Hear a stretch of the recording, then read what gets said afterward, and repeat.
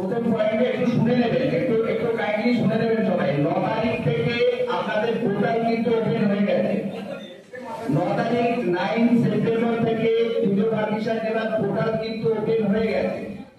এই আমাদের last date কিছু দেয়নি, কিন্তু 4 অক্টোবর হচ্ছে লাস্ট ওয়ার্কিং ডে।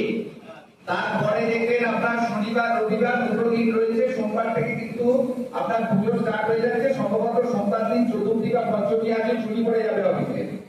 তাহলে লাস্ট ওয়ার্কিং ডের মধ্যে আপনাদের পারমিশনটা নিয়ে নিতে হবে। আমাদের এখানে প্রায় 86টার মতন পুজো কমিটি রয়েছে, এবার অনেকগুলো কাগজও আসবে আপনাদের তরফ থেকে। পারমিশন দেওয়া, প্রসেসিং করা, আইসি সাহেবের দপ্তরে জমা করা, তার আগে আপনাদের অনেকগুলো কাগজ জোগাড় করতে হবে। ল্যান্ডে এনওসি একটা নিতে হয়, আপনারা জানেন। এর বাইরে ফায়ার রয়েছে, পলিউশন রয়েছে, এই সমস্ত গুলো জোগাড় করার পর এটা আইসি সাহেবের কাছে আমাদের ওখান থেকে যাবে। পুজো প্যান্ডেলের একটা ড্রয়িং থাকে, কিভাবে পুজো আপনি করছেন না করছেন, সেইগুলো আইসি সাহেবের কাছ থেকে আমাদের কাছে আসবে। পুজোর সময় যে আপনার মাইক পারমিশন থাকে সেটা ব্লক অফিস থেকে দেওয়া হয়, যদি এসডিও ম্যাডামের পারমিশন থাকে। সুতরাং এতগুলো কাগজ এগুলো প্রসেসিং করা, এই করা, আপনাদের কাছে আমার প্রথম অনুরোধ হচ্ছে ইমিডিয়েট কিন্তু পারমিশনের জন্য চিঠিগুলো আপনারা অনলাইন ফেয়ারটা করা শুরু করে দিন। এটা হচ্ছে প্রথম কথা। দ্বিতীয় কথা, আপনারা জানেন যে আপনাদের এই যে পুজো প্যান্ডেল, এর সঙ্গে আরো কয়েকটা জিনিস জড়িত রয়েছে। সেগুলো হচ্ছে যেরকম আমাদের লাস্ট একটা ইনস্ট্রাকশন এসছে যে আইসি সাহেবকে, আমাকে এবং বিএমই সাহেবকে, তিনজনকে বলা হয়েছে প্রতিটা পুজো প্যান্ডেলে ঘুরে কয়েকটা জিনিস দেখে নেবার জন্য। আপনাদের একটু জানিয়ে রাখি, সভাপতি ম্যাডামও যাবেন।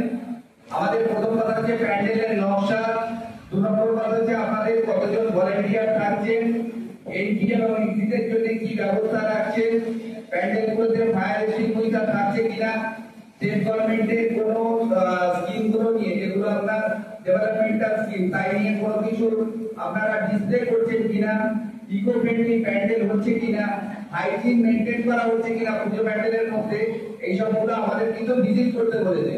আমি এখানকার যারা পুজো উদ্যোক্তাদের বা কর্মকর্তা যারা এসেছেন তাদের বলবো এই বিষয়গুলো কিন্তু আপনারা মাথায় রেখে আপনাদের জিনিসগুলো একটু দেখে নেবেন।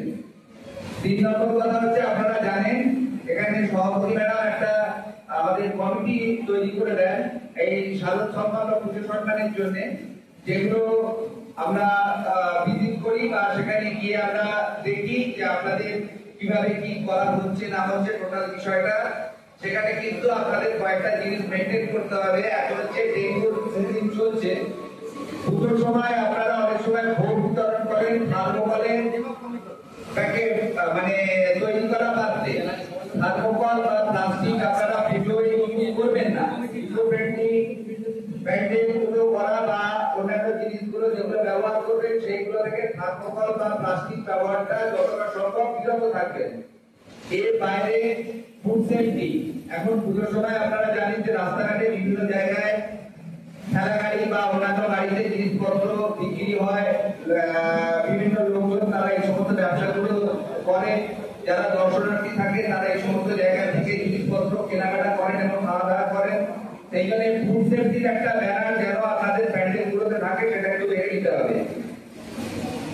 এর বাইরে হচ্ছে আইইসি অ্যাক্টিভিটি, যে জিনিসগুলো মানে পুজোর সময় ডিসপ্লে করা দরকার সোশ্যাল অ্যাওয়ারনেসের জন্য, সেইগুলো আমি প্রতিটা পুজো প্যান্ডেল যারা রয়েছেন, উদ্যোক্তা কর্মকর্তা যারা রয়েছেন তাদের আমি অনুরোধ করবো বিভিন্ন রকমের সোশ্যাল ইস্যু নিয়ে, যেগুলো যেগুলো আমাদের এই মুহূর্তে বার্নিং প্রবলেম। এখানে আইসি সাহেব রয়েছেন, প্রায় প্রতিদিনই রাত্রিবেলা বা অল্টারনেট ডেজে রাত্রিবেলা আমাদের কাছে ফোন আসে যে অমুক জায়গায় চাইল্ড ম্যারেজ হচ্ছে বা অমুক জায়গায় এরকম ধরনের বিষয় চলছে বা নাবালিকাকে জোর করে দিয়ে দেওয়া হচ্ছে। সেই সমস্ত বিষয়গুলো নিয়ে থানা থেকে লোক যায়, সাথে আমার লোক যায়, তারা এই সমস্ত বিয়েগুলোকে আটকানোর জন্য চেষ্টা করে বা কিছু কিছু সময় দেখা যায় তারা ওইখান থেকে চলে গেছে, টেস্ট করা যাচ্ছে না, অন্যান্য জায়গাগুলোতে চলে গেছে।